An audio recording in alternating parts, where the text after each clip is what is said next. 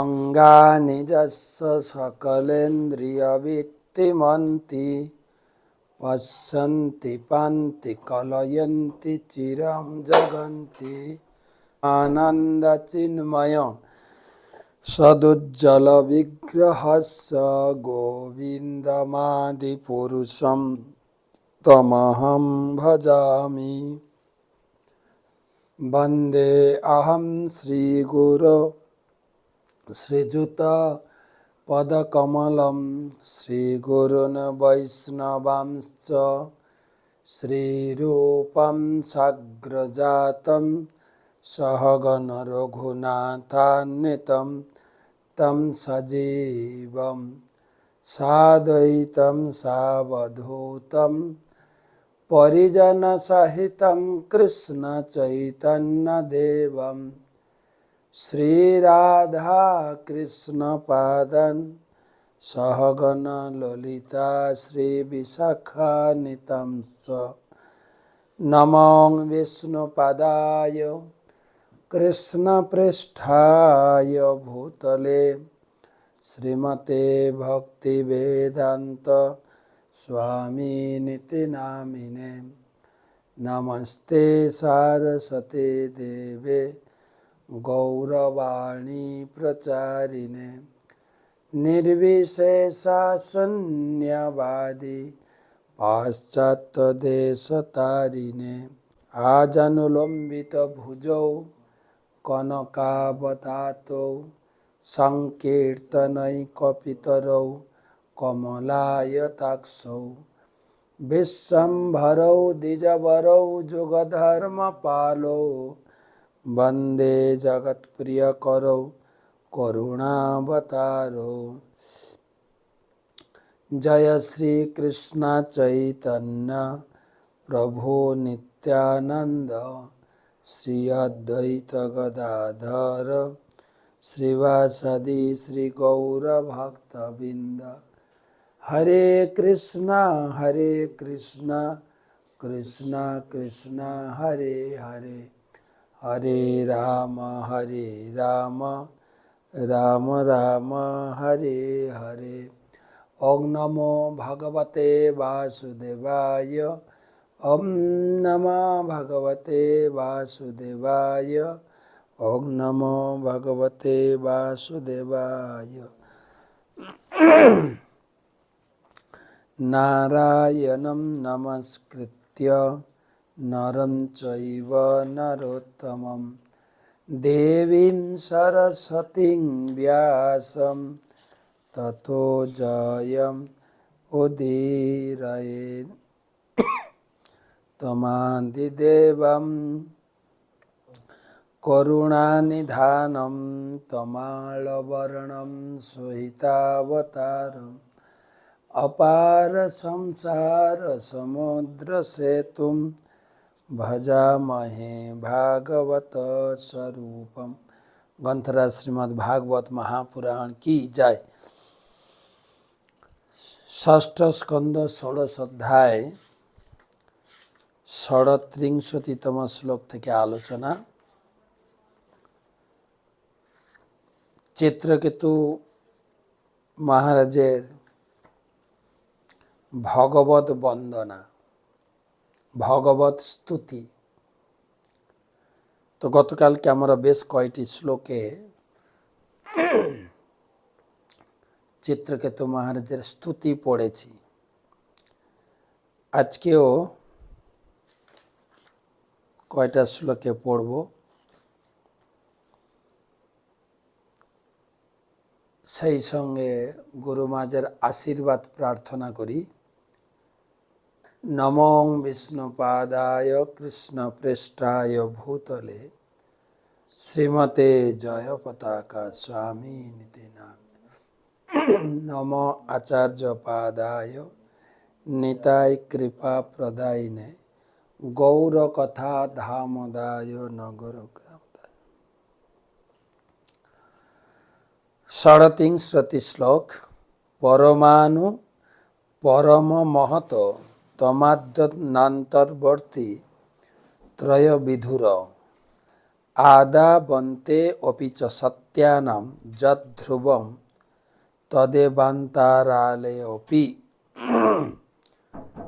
পরমাণু পরম মহত তমাদ্যান্তর্বর্তী ত্রয়োবিধুর আদাবন্তে অপি চ সত্যানাম যদ ধ্রুবম তদেবান্তরালে অপি। অনুবাদ: এই জগতে পরমাণু থেকে শুরু করে বিশাল ব্রহ্মাণ্ড এবং ধর্মতত্ত্ব পর্যন্ত মহত্তত্ত্ব পর্যন্ত সব কিছুরই আদি, মধ্য এবং অন্ত আপনি বর্তমান রয়েছেন, অথচ আপনি আদি অন্ত মধ্য রহিত সনাতন। এই তিনটি অবস্থাতেই আপনার অবস্থা উপলব্ধি করা যায় বলে আপনি নিত্য। যখন জগতের অস্তিত্ব থাকে না, তখন আপনি আদি শক্তিরূপে বিদ্যমান থাকেন। এখানে চিত্রকেতু মহারাজ বলছেন, ভগবান কিন্তু সব কিছুর মধ্যে আদি, মধ্য, অন্ত রয়েছেন। আমাদের জন্মের আগেও আমার সঙ্গে ছিলেন, এখনও আছেন, পরেও থাকবেন। আমাদের গ্রামের কথা একটা বলি, যখন তোমার কেউ ছিল না তখন ছিলাম আমি। এখন তোমার সব হয়েছে, পর হয়েছি আমি। মাঝখানে আমাদের যৌবন বয়সে অনেক লোক জুটে যায়, কিন্তু পরীক্ষিত মহারাজের জন্মের সেই বিচার থেকে দেখা যায় ভগবান কিভাবে পরীক্ষিত মহারাজকে গর্ভের ভিতরে প্রাণ রক্ষা করেছে।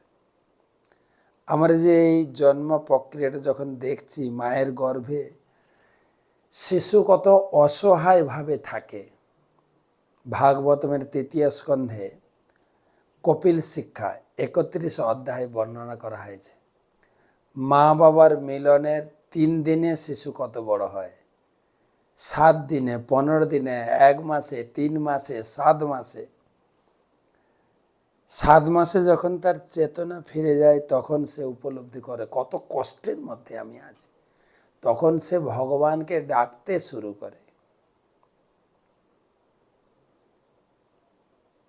তো সেই অবস্থা আবার বলা হয়েছে, গর্ভবতী মা যদি একটু সাবধানতা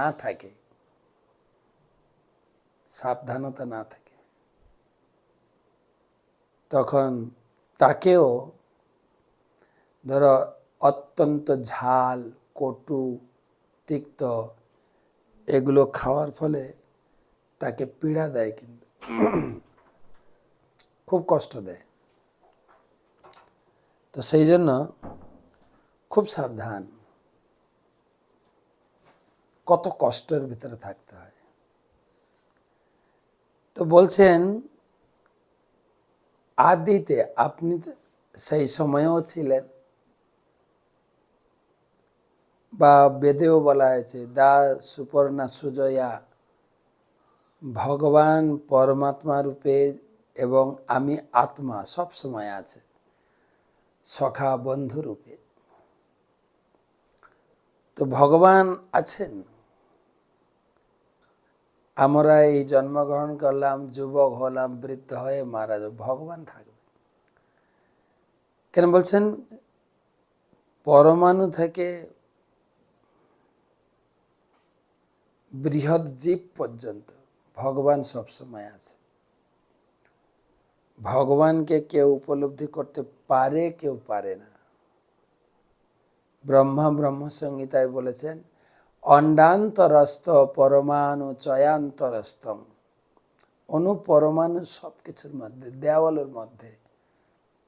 যেরকম বলা যায় না, এই যে ইথার বা বাতাস, বায়ু, এই বায়ুর মধ্যে হাজার হাজার লক্ষ লক্ষ লোক নাচছেন, গাইছেন, কীর্তন করছেন, ঝগড়া করছেন, মারপিট করছেন, আপনি বলবেন আমি তো দেখতে পাচ্ছি না। টিভি লাগিয়ে দেন, সব চ্যানেলে ধরা খাবে। যে চ্যানেল শুধু চেঞ্জ করবেন, কোন চ্যানেল দেখতে চান? ভারতের নিউজ, বাংলার নিউজ, হ্যাঁ, কোথায় মুখ্যমন্ত্রী কি বললেন, প্রাক্তন মুখ্যমন্ত্রী কিভাবে হ্যারেস হলেন, হ্যাঁ, সব কিছু পাবেন। কোথায়? বাতাসের মধ্যে আছে, কিন্তু নির্দিষ্ট প্রক্রিয়া অবলম্বন করলে দেখা যায়। আমাদের হৃদয়ে ভগবান আছেন, কিন্তু তাকে আমরা উপলব্ধি করতে বা দর্শন করতে পারি না। কেন? শরীর অবিদ্যা জাল, জড়েন্দ্রিয় তাহে কাল, জিভে ফেলে বিষয়ে সাগরে, তার মধ্যে জিভাবতী। আমাদের জড় কামনা বাসনার দ্বারা আমাদের হৃদয়ের আয়নাটা আবর্জনায় ঢেকে গেছে, সেখানে নিজের মুখটাও দেখা যায় না, ভগবানকে কি দেখবেন? সেই হৃদয় আয়নাকে পরিষ্কার করার জন্য মহাপ্রভু দুটো সাবান দিয়েছেন। একটা হচ্ছে হরিনাম মহামন্ত্র, আর দ্বিতীয়টা হচ্ছে ভাগবত শ্রবণ। আপনারা প্রতিদিন ভাগবত শুনছেন, আর আপনাদের শোনা দেখে আমিও বলতে উৎসাহিত হচ্ছি। আপনারা এই ভাগবত পড়ছেন, এতে আমি উপলব্ধি, একে তো ভিউ দেখাচ্ছে, কত লোক শুনছে, কত লোক পড়ছে, কিন্তু তার থেকে আরেকটা বড় কথা হচ্ছে আপনারা প্রায় এই আলোচনার উপরে প্রশ্ন লিখে পাঠাচ্ছেন। সেখান থেকে উপলব্ধি, হ্যাঁ আপনাদের পড়ছেন, জানার ইচ্ছা। এখন ভাদ্র পূর্ণিমা চলছে, ভাগবতের উপরে বিশেষ অফার চলছে, বিশেষ অফার। প্রচুর লোক ভাগবতম কিনছেন, আপনিও রাখুন। প্রভুপাদ বলছেন অদ্বৈতম অচ্যুতম অনাদি অনন্ত রূপম, ভগবানের অনন্ত অনাদি রূপ। মাধ্যম পুরাণ পুরুষ নবযৌবনাঞ্চ, বেদেষু দুর্লভ সুদুর্লভম আত্মভক্ত, গোবিন্দম আদি পুরুষম তমহং ভজম। ভগবান সব জায়গায় আছেন, কিন্তু বেদে তাকে খুঁজে পাবেন না। বেদেষু দুর্লভম অদুর্লভম আত্মভক্ত, বেদে তাকে পাওয়া খুব মুশকিল। বেদে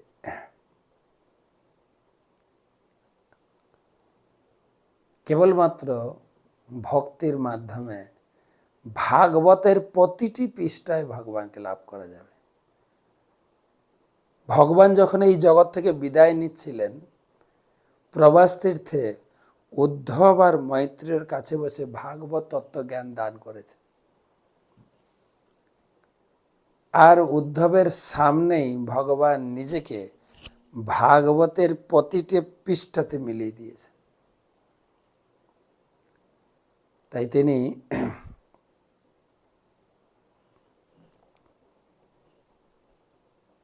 ভাগবতের প্রতিটি পৃষ্ঠায়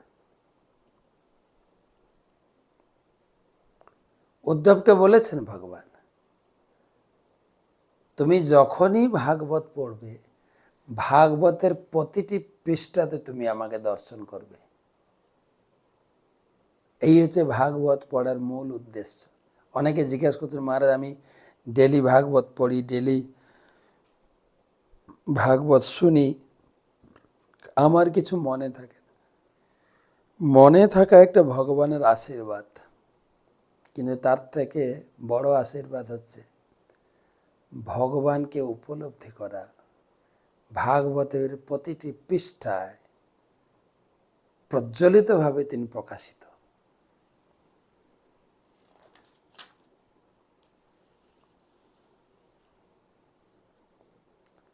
প্রভুপাদ তাৎপর্যে বলছেন যে বর্তমান আমাদের কিছু আবিষ্কার, বৈজ্ঞানিকদের আবিষ্কার দেখে তথাকথিত লোকেরা চমৎকৃত। এরোপ্লেন আকাশে উঠছে, আগেকার দিন লোকে হেঁটে হেঁটে যেত, সেখানে হয়ে গেল গাড়ি ঘোড়া ট্রেন, তারপরে এসে গেছে এখন বিমান, পরবর্তীকালে আরো কিছু আসবে। এগুলো দেখে আশ্চর্য লাগে। কিন্তু প্রভুপাদ বলছেন বিমানটা যে বানিয়েছেন, তার মাথাটা যে বানিয়েছে, সেটা তো ভেবে কেউ আশ্চর্যান্বিত হয় না। বা অনেকে বলছে জল প্রভুপাদ লিখেছেন, বৈজ্ঞানিকরা বলে যে জল হচ্ছে হাইড্রোজেন ও অক্সিজেনের সমন্বয়। কিন্তু কখনো কি সমুদ্রের দিকে তাকিয়ে কে উপলব্ধি করতে পারে এত অনন্ত জল, যার অন্ত খুঁজে পাওয়া যায় না, যে সাগরের মহা সমুদ্রের জল, তাহলে এখানে কত হাইড্রোজেন অক্সিজেন আছে, কে আবিষ্কার করেছিল? এই হাইড্রোজেন অক্সিজেন কে সৃষ্টি করেছিল? স্রষ্টাকে একটু ধ্যান করে একবার দর্শন করার চেষ্টা করি না। আইনস্টাইন বলেছেন যে আমি অনেক কিছু সৃষ্টি করেছি, কিন্তু আমি যখন ভগবদ গীতা পড়ি তখন আমার সৃষ্টিটা ন্যূন হয়ে যায়, যে ভগবান কিভাবে এই অনন্ত ব্রহ্মাণ্ড তার নিজ শক্তির দ্বারা তিনি আকর্ষিত করে রেখেছেন, ঝুলিয়ে রেখেছেন। তাই বা বলছেন যে কি বলছেন, লেবু গাছে বহু টন সাইট্রিক অ্যাসিড তৈরি হয়। সাইট্রিক অ্যাসিড বৃক্ষটির কারণ নয়, পক্ষান্তরে বৃক্ষটি হচ্ছে সাইট্রিক অ্যাসিড কারণ। আর এই অ্যাসিডের কারণ হচ্ছেন ভগবান। আমাদের ভগবান জন্ম দিয়েছেন, আর বেঁচে থাকার জন্য যা প্রয়োজন সব কিছু ভরপুর দিয়েছেন। বেদে বলা হয়েছে, ঈশাবাস্য ইদম সর্বম যৎ কিঞ্চৎ জগতাম জগৎ। ঈশ আবাস্য, আবাস্য মানে তিনি সবকিছুর মালিক, যেহেতু তিনি সৃষ্টি করেছেন। ইদম সর্বম, ইদম যা আছে, আমার ঘর বাড়ি, ব্যাংক ব্যালেন্স, গাড়ি ঘোড়া, আমার শরীর, আমার মন, আমার বাক্য, সব কিছুর মালিক ভগবান। ইদম সর্বম। কিন্তু যৎকিঞ্চাৎ জগতাং জগৎ, তিনি আমার জন্য যতটুকু নির্ধারণ, যতটুকু কোটা দিয়েছেন, তার বেশি আমার ভোগ করা বা চিন্তা করা বা আশা করা উচিত নয়।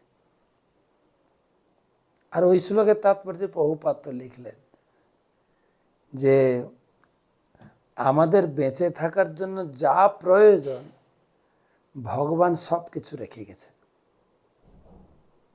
কিন্তু আবার একটা কিন্তু লাগলেন, কিন্তু আমাদের চাহিদার তুলনায় কম আছে। আমাদের চাহিদা বেশি, তো আমাদের অনেক চাহিদা।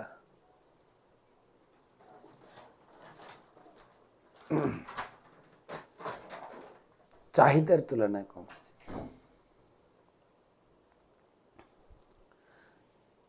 তো এখানে বললেন, তাই ভগবান আবান আবাদান্তে অবিচ সত্যানাম যদ্ধ্রুবম তবে অন্তরালাপি।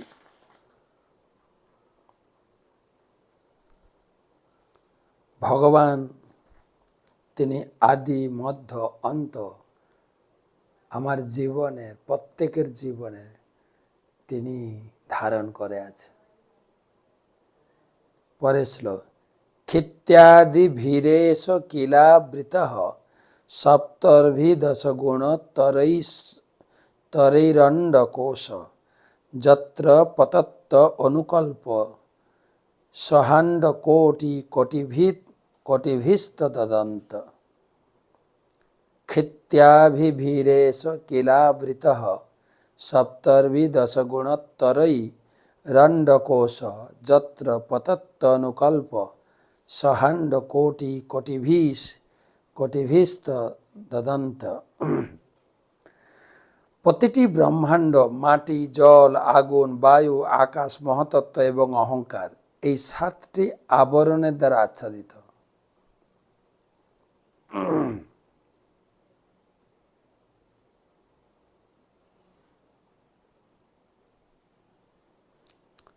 এবং প্রতিটি আবরণ পূর্ববর্তীটির থেকে 10 গুণ অধিক। এই ব্রহ্মাণ্ডটি ছাড়া আরও কোটি কোটি ব্রহ্মাণ্ড রয়েছে, সেগুলি আপনার মধ্যে পরমাণুর মতো পরিভ্রমণ করছে। তাই আপনি অনন্ত নামে প্রসিদ্ধ। ভগবান অনন্ত কেন? যস্যৈক নিঃশ্বাসিত মাথাবলম্ব্য জীবন্তি লোম বিলজা জগদণ্ড নাথা বিষ্ণুর মহান সহ্যযস্য কলা বিশেষ গোবিন্দম আদি পুরুষম তমহম ভজামি। ব্রহ্ম সংহিতায় তিনি বলছেন, জড়ষষ্ঠীর মূল মহাবিষ্ণু। তিনি কারণ সমুদ্রে শয়ন করেন। তিনি যখন নিঃশ্বাস ত্যাগ করেন, তার নিঃশ্বাসে অনন্ত কোটি ব্রহ্মাণ্ড তৈরি হচ্ছে। আর যখন শ্বাস গ্রহণ করেন, ব্রহ্মাণ্ডের বিনাশ হচ্ছে। এই মহাবিষ্ণু কৃষ্ণ বা গোবিন্দের অংশ ও কলা বিশেষ। তাই বলা হচ্ছে, দেখেন একটা, এখন তো বলরাম জয়ন্তী চলছে, বলরাম জয়ন্তীর কথা চলছে। প্রভুপাদ এই শ্লোকের তাৎপর্য লিখেছেন, সেই গোবিন্দ বা কৃষ্ণ থেকে বলরামের প্রকাশ, বলরাম থেকে সংকর্ষণ, সংকর্ষণ থেকে নারায়ণ, নারায়ণ থেকে দ্বিতীয় সংকর্ষণ, দ্বিতীয় সংকর্ষণ থেকে মহাবিষ্ণু, মহাবিষ্ণু থেকে গর্ভদক্ষ বিষ্ণু, গর্ভদক্ষায় বিষ্ণু থেকে ক্ষীরদক্ষায় বিষ্ণু। আর ক্ষীরদক্ষায় বিষ্ণু তিনি প্রত্যেকটি জীবের অনুপরমাণুতে পরমাত্মা রূপে রয়েছেন। তিনি পরমাত্মা রূপে সকল জীবের হৃদয়ে রয়েছে। এবারে বোঝা যাচ্ছে কিভাবে অনন্ত রূপে নিজেকে বিস্তার করেছে। কৃষ্ণ থেকে বলরাম, বলরাম থেকে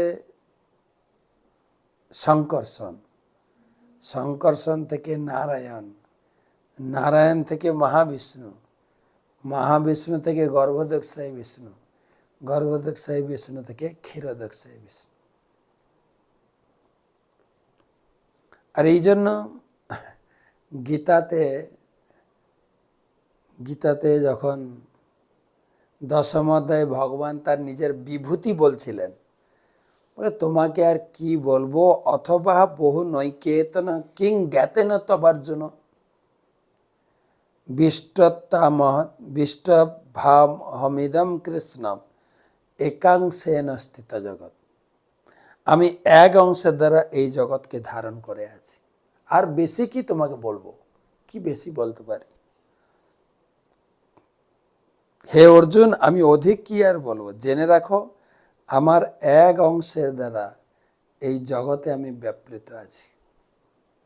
এইটা উপলব্ধি করতে পারলেই আমাদের ভজন সাধন সার্থক। সব সময় ভগবত চিন্তা, এটাই প্রভুপাদ তার ইস্কনে যে কৃষ্ণ ভাবনা অমৃত সঙ্গ, কৃষ্ণ ভাবনা, এটাই উপলব্ধি করা।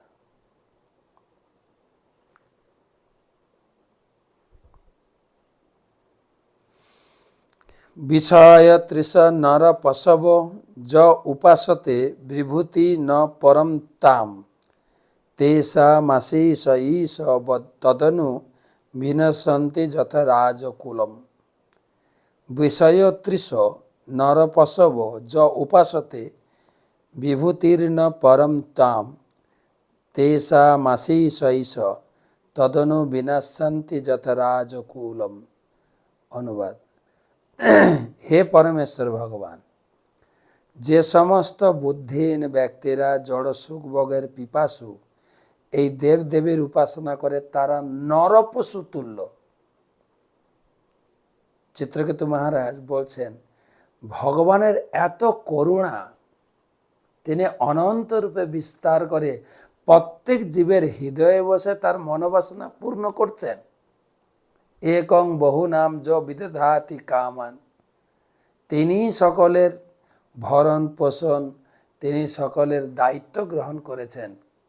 আমরা চৈতন্য চরিতামৃতে পড়ছিলাম গত বৃহস্পতিবার, যেখানে নীলম্বর চক্রবর্তী ঠাকুর বলছেন, এই নিমাই তার এক নাম হচ্ছে বিশ্বম্ভর, যিনি বিশ্বের সমস্ত জীবের আহার ও পোষণ দান করেন, বিশ্বে অম্ভর প্রদান করেন, তাই তার নাম বিশ্বম্ভর। অবশ্য মহাপ্রভু সেই নামটাকে অন্যভাবে ব্যাখ্যা করেছেন। মহাপ্রভু নিজে বলছেন, আমি বিশ্বম্ভর নাম ধরি। নাম সার্থক হয় যদি বিশ্বে প্রেম ভরি। যদি সবাই হরি নাম করত, সবাই ভগবান কৃষ্ণের পূজা করত, সবাই কৃষ্ণ চিন্তায় মগ্নে থাকতো, তাহলে আমার বিশ্বম্ভর নামটা সার্থক হতো। আমি সকলের হৃদয়ে থেকেও সকলকে হরি নামে মত্ত করাতে পারলাম না। তোমরা আমাকে সাহায্য করো, আমি একা সম্ভব নয়। একলা মালাকার আমি কাহা কাহা যাব, একলা বা কত ফল পাড়িয়া বিলাবো, একলা উঠায় দিতে হয় পরিশ্রম। অতএব আমি আজ্ঞা, কেহ পায় কেহ না পায়, রহে মনে ভ্রম। অতএব আমি আজ্ঞা দিলু সভা করে, এই প্রেম ফল দেহ যারে তারে। মহাপ্রভু বলছেন আমার নাম বিশ্বম্ভর। এখানেও চিত্রকেতু মহারাজ বলতে, আরে ভগবান তিনি বিশ্বম্ভর, সকলের চাহিদা পূরণ করছেন, সকলের মনোবাসনা পূর্ণ করছেন। তো তাকে বাদ দিয়ে দেবদেবীর পূজা করো? ছি, তুমি একটা পশু, নর পশু। আমি বলছি না, কিন্তু বলছেন চিত্রকেতু মহারাজ। তাদের পাশবিক প্রবণতার ফলে তারা আপনার আরাধনা না করে নগণ্য দেবতাদের পূজা করে, যারা আপনার বিভূতির কণিকা সদৃশ। আরে পূজা করবে তো ভগবানের পূজা করো।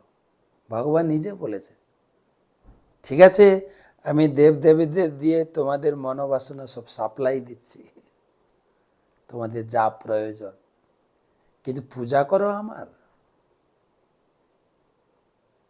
আমার পূজা করো। অহং সর্বস্ব প্রভব মত্ত সর্বং প্রবর্তন ইতিমত্তে ভজন্তে মাং বুধা ভাব সমান। আজকে একজন ফোন করেছিলেন ভদ্রমহিলা, যে 3 অধ্যায় 12 নম্বর শ্লোকটা, যে ইষ্টান ভোগান হেব দেবা দাস্যন্তে যজ্ঞ ভাবতা তৈ দত্তান অপ্রদায়ভ্য ভংস্তেস্তেন এ বস। যারা দেবতাদের ভোগ নিবেদন করে না খায় তারা চোর। এটা তো আমি বুঝতে পারছি না, আমি তো ভগবানের ভক্ত, আমি কি আবার দেবতাদের ভোগ লাগাবো? লাগান না, অসুবিধা কোথায়? তা ভগবানকে লাগাবেন। প্রথমে ভোগটা ভগবানকে নিবেদন করবেন, ভোগ হয়ে যাবে প্রসাদ। সেই ভোগ আপনি সবাইকে খাওয়ান না, বৈষ্ণব, দেবদেবী, গুরুদেব, গুরু পরম্পরা সবাইকে খাওয়াবেন, হয়ে যাবে মহাপ্রসাদ।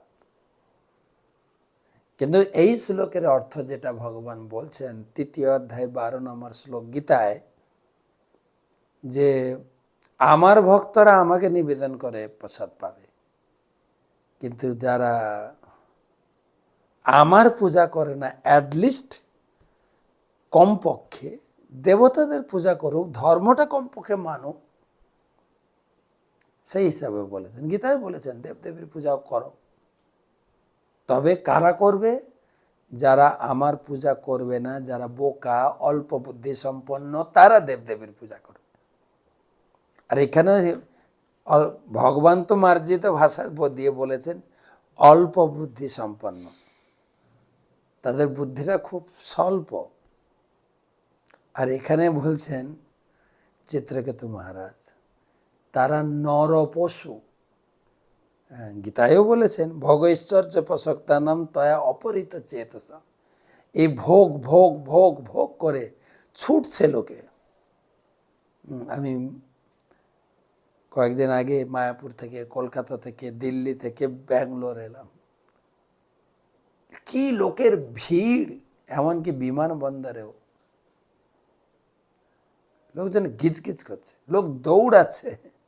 আমরা সে টক শোতে বলেছিলাম, থাকবো না কো বদ্ধ করে, দেখবো এবার দুনিয়াটারে। লোকে কিভাবে কর্মের পাশে আবদ্ধ হয়ে বৌ বৌ করে ঘুরছে, শুধু ভোগ চাই। হ্যাঁ, কলকাতায় টাকা নেই যাব দিল্লি, দিল্লিতে নেই যাব ব্যাঙ্গালোর। আবার ব্যাঙ্গালোরে এসে দেখছি বহু লোক ব্যাঙ্গালোর থেকে গেছে অস্ট্রেলিয়া, আমেরিকা, ছুটছে লোক, ছুটছে। দেশান্তরের ঘূর্ণি পাখি ঘুরছে মানুষ, কেবল ভোগ। তো এখানে তাদেরকে বলছে নরপশু। আরে দেবতাদের বাপ গীতাতে বলেছেন, যাবান অর্থ উদপাকে সর্বত সংপ্লুতোদকে তাবান সর্বেষু বেদেষু ব্রাহ্মণস্য বিজানত।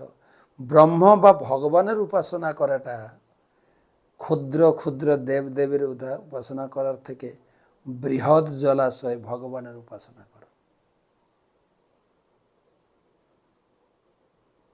তাই এখানে বলছেন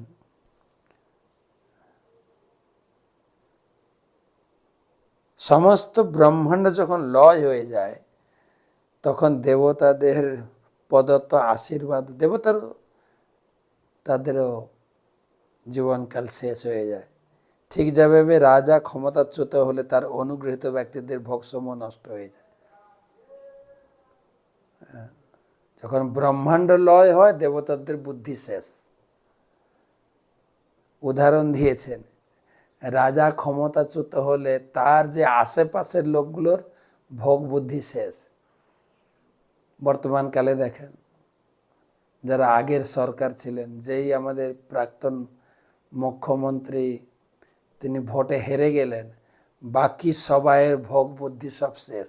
না হলে তাদের কি দাপট, তাদের কি ক্ষমতা, তাদের কি শাসন, তাদের কি কথাবার্তা, এখন যেন জুজু হয়ে গেছে, সব ভোগ বুদ্ধি। ঠিক সেই রকম এই জগতে দেবতারা কি আমাদের দেবেন? কেবল ব্রহ্মার দিন শেষ হলে দেবতাদেরও প্রাণ শেষ হয়ে যায়, কিন্তু ভগবান আপনার কোনো আদি অন্ত নেই। তাই সবাই ভগবান কৃষ্ণের পূজা করুন। মহাপ্রভু সেটাই শিখিয়েছেন, বলো কৃষ্ণ, ভজ কৃষ্ণ, করো কৃষ্ণ শিক্ষা। বা আমরা ছোটবেলা থেকে ঠাকুমা দিদিমার কাছে শুনেছি, রাখে হরি, সেখানে দেবদেবীর কথা বলা নেই। আমরা আমাদের ঠাকুমা দিদিমা মা বাবা তারা দেবদেবী আর ভগবান সম্বন্ধে স্পষ্ট ধারণা নেই, সব ঠাকুরকে এক বলে মানে। অহো সৌভাগ্যর বলে বৈষ্ণব ধর্মে সদ্গুরুর আশ্রয়ে এসে শিল প্রভুপাদের শিক্ষা পড়ে জানতে পারছি দেবদেবী ভগবান গড, ভগবান হচ্ছেন গড, দেবদেবী হচ্ছেন ডেমি গড। যেরকম আমাদের বর্তমান পশ্চিমবঙ্গের মুখ্যমন্ত্রী হচ্ছেন একজন, আর দুজন হচ্ছেন ডেপুটি মিনিস্টার, উপমুখ্যমন্ত্রী, তাই ভগবান আর উপদেবতা, ডেমিগড। ভাগবতমে সুখদেব গোস্বামী বলছেন, অকাম সর্বকাম ভা মোক্ষ কাম উদারধি তীব্রেণ ভক্তি যোগেন যজেত পুরুষম পরম। যদি মনে করেন আমি তো এখনো শুদ্ধ হইনি, তা আমি কি দেবদেবী পূজা করতে পারি? সুখদেব গোস্বামী বলছেন না, কামনা বাসনা থাকলেও অনেক লোক জিজ্ঞাসা করে, মহারাজ ভগবানের কাছে কি আমি এটা চাইতে পারি? আমি যে অবশ্যই চাইবেন। না অনেকে বলে ভগবানের কাছে জড় কিছু চাইতে নেই। আমি বলি জড়, তাহলে যেহেতু জড় বাসনা আপনার আছে, কারো কাছে গিয়ে হাত পাতবেন তো অন্য কারো কাছে যায় না, হাত পাতেন তো গোবিন্দর কাছে হাত পাতেন। গোবিন্দই আপনাকে সঠিক জিনিস দেবেন যাতে আপনার জীবনের গতি ঠিক থাকে, জীবনের উদ্দেশ্য ঠিক থাকে। কেন? গোবিন্দ হচ্ছেন প্রকৃত পিতার মতো। আপনার যে গোবিন্দ কারো অমঙ্গল করেন না, ভগবান যা করেন মঙ্গলের জন্য। কাম ধিয়স্তৈ রচিতা ন পরম রহন্তি যথা করদ্ভ করম্ভ্য বিজানি জ্ঞান তন্ন গুণময়ে গুণগণতহস্য দ্বন্দ্ব জালানি কামধিয়স্তৈ রচিতা ন পরম রহন্তি যথা করম্ভ বীজানি জ্ঞানাত্মন্ন গুণময়ে গুণগততহস্য দ্বন্দ্ব জালানি। যে পরমেশ্বরে কেউ যদি জড় ঐশ্বর্যের মাধ্যমে ইন্দ্র সুখভোগের বাসনার বশে ও সমস্ত জ্ঞানের উৎস নির্গুণ আপনার উপাসনা করে, তাহলে দগ্ধ বীজ থেকে যেমন অঙ্কুর জন্মায় না, তেমনি তাদেরও আর এই পুনরায় এই জড়জগতে জন্মগ্রহণ করতে হয় না। জড় প্রকৃতির বন্ধনে আবদ্ধ হওয়ার ফলেই জীবকে জন্ম মৃত্যুর চক্রে আবর্তিত হতে হয়। কিন্তু যেহেতু জড়া প্রকৃতির অতীত, তাই সে নির্গুণ স্তরে আপনার সঙ্গ করে সেও জড়া প্রকৃতির বন্ধন থেকে মুক্ত হয়। যেরকম লোহাকে আগুনের মধ্যে ফেললে আগুনের গুণ প্রাপ্ত হয়ে যায়, লোহাই আগুন হয়, তাকে যে ছুঁবে পুড়ে যাবে। ঠিক সেভাবে চিত্রকেতু মহারাজ বলছেন, কেবল আপনার সঙ্গ, আপনার ভক্তের সঙ্গ করার ফলে সেও আপনার মতো জন্ম মৃত্যুর চক্র থেকে মুক্ত হয়ে যায়। কিরকম?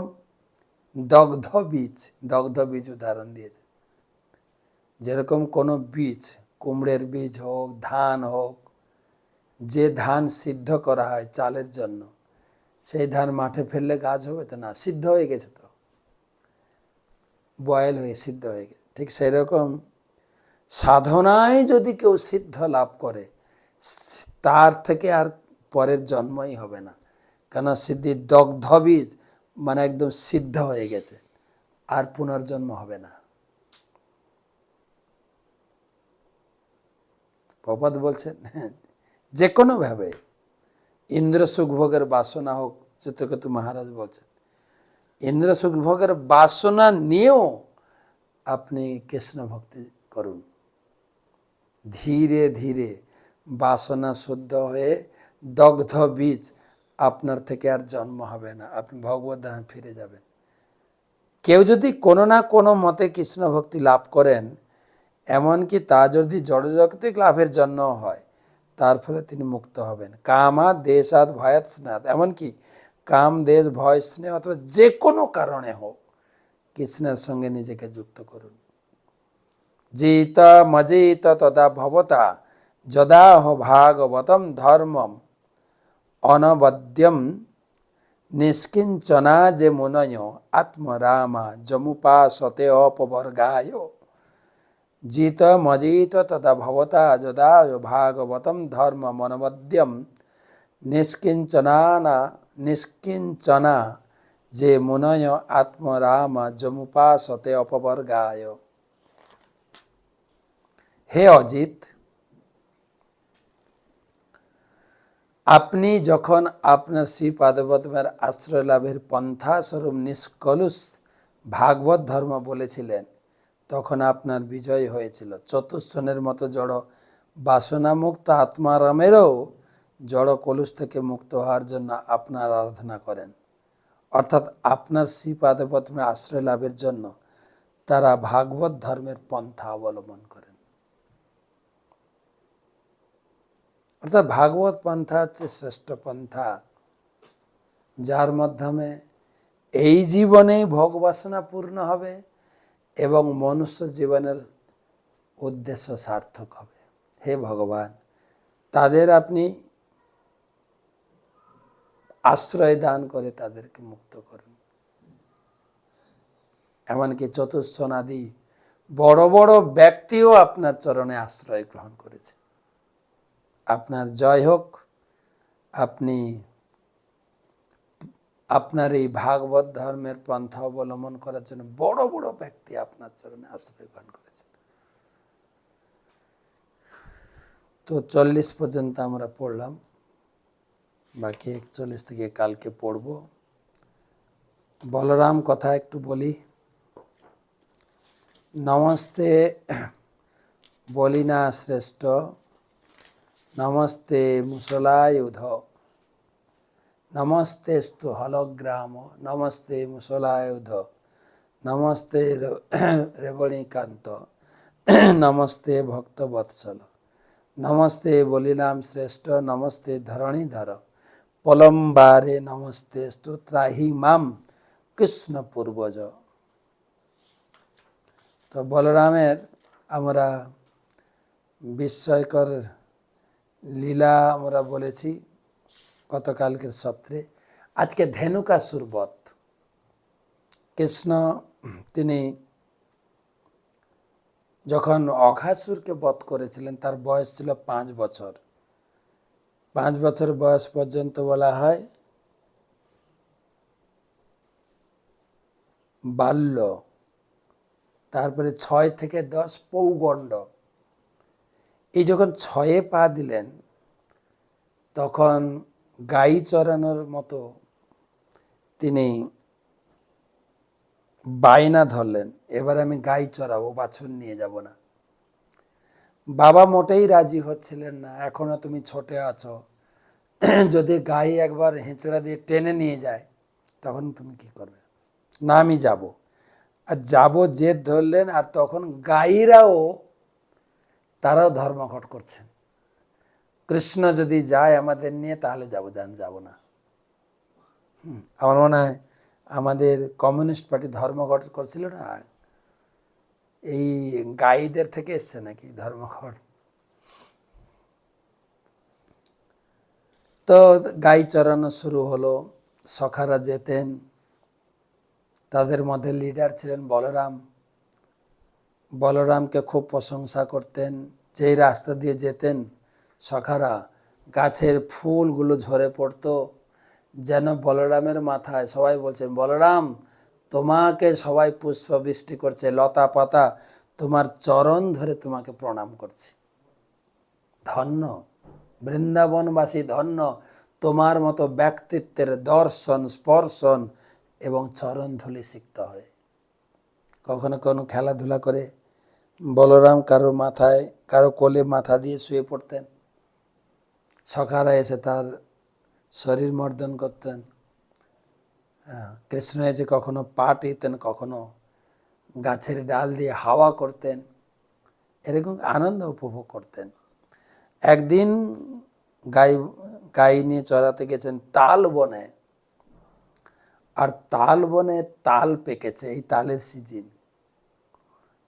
সিজন, তালের সুগন্ধ তাদের নাকে প্রবেশ করে, তাদের তাল খাওয়ার জন্য উন্মাদ হয়ে গেছেন। তারা কৃষ্ণ বলরামের কাছে গিয়ে বলছেন, কৃষ্ণ বলরাম, কৃষ্ণ হে কৃষ্ণ, হে বলরাম বলশালী,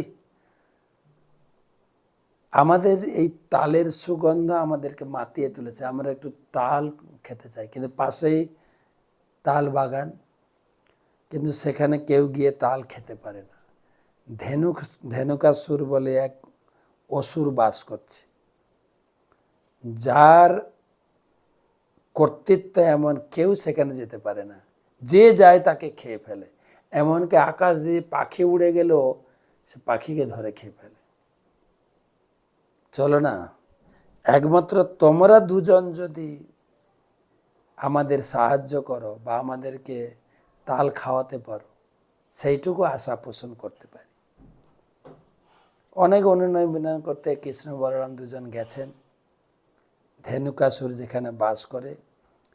সেখানে গিয়ে বলরাম একটা গাছকে ধরে একটু ঝাঁকানি দিয়েছে, আর উপর থেকে ঢাপ ঢাপ ঢাপ ঢাপ করে তাল পড়া শুরু হয়েছে। আর এই ঢিপ ঢাপ করে তাল পড়তেই ধেনুকাসুর আওয়াজ পড়েছে, আমার বাগানে কেউ ঢুকেছে। একদম তেড়ে মেড়ে এসে দেখে বলরাম তাল গাছকে ঝাঁকাচ্ছে, আর ও এসে পা দিয়ে লাথি মারতে শুরু করেছে। বলরাম কোনো ভূক্ষেপ করেনি, তাল গাছকে ঝাঁকিয়ে তাল পড়ছে, আর সখারা সব তাল নিয়ে খেতে শুরু করেছে।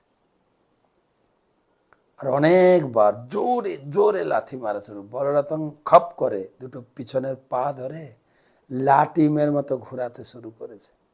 ঘোরাতে ঘোরাতে ছুঁড়ে দিয়েছে। এত ভারী ছিল, একটা তাল গাছের মাথায় পড়েছে, তাল গাছটা মোড়মোড় করে ভেঙে গেল। আর সেই তাল গাছ, একটা তাল গাছ ভাঙতে কয়েকটা তাল গাছ। আর তার ফ্যামিলিরা সবাই এগিয়ে এসছে, কৃষ্ণ বলরামকে আঘাত করার জন্য, বধ করার জন্য। আর সবাই কৃষ্ণ বলরাম এবং তার সখারা পর পর পর পর পর পর এক একটা পা ধরেছেন। বলরাম যেরকম লাঠিম দিয়ে ঘুরিয়েছেন, ঘুরে মারছে আকাশে ছুঁড়ে। এবার পুরো তাল গাছ মনে হচ্ছে যেন একটা বিশাল সাইক্লোনের তাল গাছ সব পড়ে গেছে। আর সবাই তাল নিয়ে বেশ আনন্দ সহকারে খেতে শুরু করেছে। ধেনুকাসুরকে বলরাম বধ করেছেন। কেন না, ধেনুকাসুর তার আগের জন্মের ঘটনা থেকে দেখা যায় সে ছিল পূর্বজন্মে সাহসিক প্রহ্লাদ মহারাজের বংশে। প্রহ্লাদের পুত্র বিরোচন, বিরোচনের পুত্র বলি, বলির পুত্র সাহসিক। সেও ক্ষমতার দর্বে স্বর্গ পাতাল সব চষে বেড়াত। স্বর্গে ঘুরতে ঘুরতে একদিন গন্ধমাদন পর্বতে তিলোত্তমার সঙ্গে দেখা। তিলোত্তমা স্বর্গীয় অপ্সরা, সাজসজ্জা করে চন্দ্রদেবের কাছে যাচ্ছিলেন। কিন্তু সাহসিক তাকে দেখে খুব অত্যন্ত সুন্দরী ছিলেন। আর অপ্সরা তিলোত্তমা ও সাহসিককে দেখে আকৃষ্ট হয়েছে। আর তারা সেখানে আমোদ কাম ক্রীড়ায় লিপ্ত হতে শুরু করেছে। আর পাশেই ছিল দুর্বাসা মুনির কুটির, সেখানে বসে মুনি ধ্যান করেছেন। এদিকে এদের আনন্দ ফুর্তি কাম ক্রীড়ায়, বিশেষ করে তিলোত্তমার শরীরের গয়নাগাটি, বিশেষ করে পায়ের নূপুরের শব্দে দুর্বাসা মুনির ধ্যানে একটু অসুবিধা বোধ হয়। দুর্বাসা মুনি জানতে পারলেন, আরে মূর্খ কোথাকার, তুমি প্রহ্লাদের বংশে, প্রহ্লাদের পিঢ়ির লোক, গর্ধবের মতো এখানে যৌনক্রিয়ায় লিপ্ত হয়েছ, গাধা কোথাকার, আমি অভিশাপ দিচ্ছি তুমি গাধা হয়ে জন্ম। আর তিলোত্তমাকেও অভিশাপ দিয়েছে, আরে তুমি হচ্ছে স্বর্গীয় অপ্সরা, তুমি স্বর্গের দেবতারা তোমাকে ভোগ করো, আর তা না করে তুমি এখানে অসুরের সঙ্গ করছো, অসুরের প্রতি আসক্ত হয়েছ। তোমাকে অভিশাপ দেয়, তুমি ডাকিনী রূপে এখানে থাকো, ভ্রষ্ট হয়ে যাও, ডাকিনীতে পরিণত হও। আর যেই অভিশাপ হয়েছে, দুজন ধরে পায়ে ধরে ক্ষমা চাইতে শুরু করেছে, কান্না করে। তখন মুনি বললেন, অভিশাপ তো ফেরানো যাবে না, তবে হ্যাঁ একটা উপায় করে দিচ্ছি। তুমি গর্ধব হয়ে থাকবে বৃন্দাবনে, 4 লক্ষ বছর তুমি থাকবে। তারপরে ভগবান কৃষ্ণ বলেন আবির্ভাব হবে, তাদের দর্শনে, তাদের স্পর্শে তোমাদের উদ্ধার হবে, তোমার উদ্ধার হবে। আর তিলোত্তমার কি হবে? তুমি বানাসুরের কন্যা রূপে জন্মগ্রহণ করবে, উষা, তোমার নাম হবে উষা। আর যখন অনিরুদ্ধের আলিঙ্গন পাবে, তখন তোমার এই ডাকিনী পিশাচ রূপ থেকে তুমি মুক্ত হবে।